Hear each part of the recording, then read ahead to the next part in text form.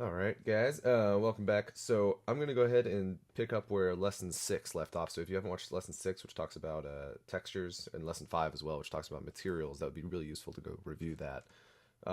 In this lesson, I'm going to talk about how we can start applying more complex image-based textures to our models.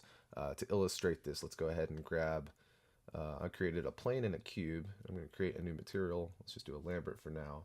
And its color, instead of using a file, I'm going to use one of those procedural textures, which is written by code, and you can adjust the attributes. So I'm going to click on checker. So now I'm going to get this nice checkerboard pattern. You'll not be able to see any of these textures unless you go from 5, which is shaded mode, or 4, which is wireframe mode. 5 is shaded. 6 is textured, and now I can see this texture. You can see that it applies really cleanly. These checkerboard pattern isn't stretched. It's even cubes. They're all the same size. So I'm going to try doing, I'm going to go to Windows, and I want to see kind of how this image is being applied. So go to Windows and open up the UV editor, and I can see same navigation skills, only it's not a 3D space, so you can't tumble, but you can pan and zoom. And so if I haven't told you guys the definition of UVs, it's just like X, Y, and Z are three-dimensional coordinates. U and V are across and up and down the surface of your model, and that's kind of how the UVs just refer to how this model is unwrapped flat, so that we can apply a texture to it and then wrap it back onto there. So for something like this plane, it's very simple to identify. You can see, like, here is my plane and here's my texture. So let's do the same thing with this cube and see how that looks. Actually, if I select my cube, you'll notice in the UV editor it's already unfolded it, and that's because it's one of those polygon primitives. So I'm going to go right click, I'm going to assign an existing material. I didn't name it, but I know that it's Lambert 2. And now, if I go to right click, I can go to vertex, face, edge, but now we also have UV and shell.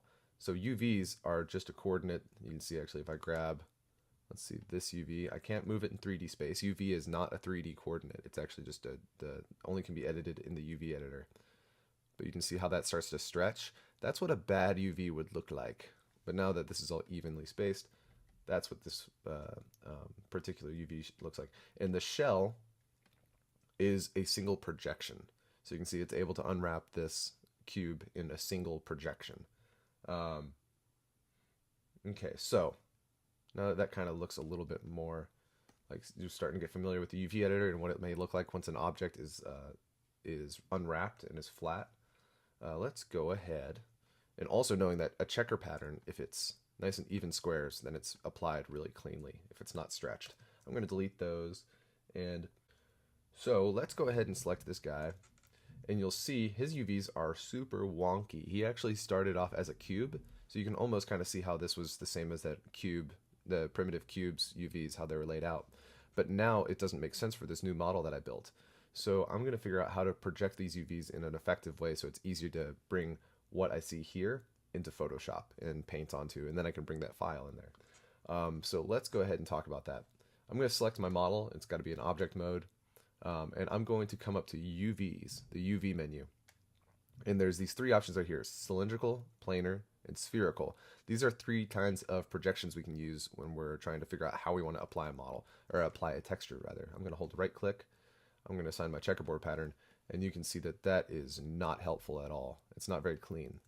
So to visualize this, once I go to UVs, I'm going to start off with something as simple and familiar as I can. So I'm going to think of just a classic projector. I'm going to figure out which way I get the most detail from him, whether it's from the side. I don't think so. All the hands, the arm would get all stretched if I had a projector and pointing an image at him. From the top, I don't get a whole bunch of information, so I'm probably not going to project from the top or the y-axis. So not the x-axis, not the y-axis. I'm going to try projecting from the z-axis. I think I'll get the most detail there. So go to UVs. I'm going to go down to planar, and I want to go out to this option box. All these tools have option boxes. I can change the settings of that tool, and I want to make sure that it's projecting from the right direction. So planar, option box. It pulls up this menu right here. I'm going to change this from y-axis, which would have been from the top, to z. And watch what happens when I project. We can see what happens here and what happens here. Project. Now I have something much more familiar in my UV editor, because this is what it's going to look like when I project. When I bring this out to Photoshop and start painting, this is what I'll have to paint on top of.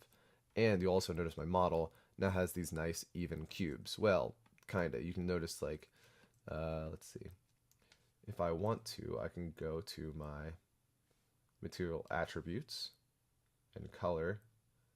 I want to change place 2D texture. There's a checker pattern settings, and I can also how I want it to place this texture.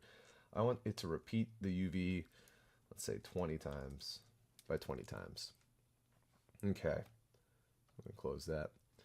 And now it's just easier to see all those cubes. They're all even except for where it kind of shears past him, because obviously this is how we projected it. But just like on a projector, it'll kind of stretch right there. So this is a great way to start thinking about how to apply a texture or UV onto your model.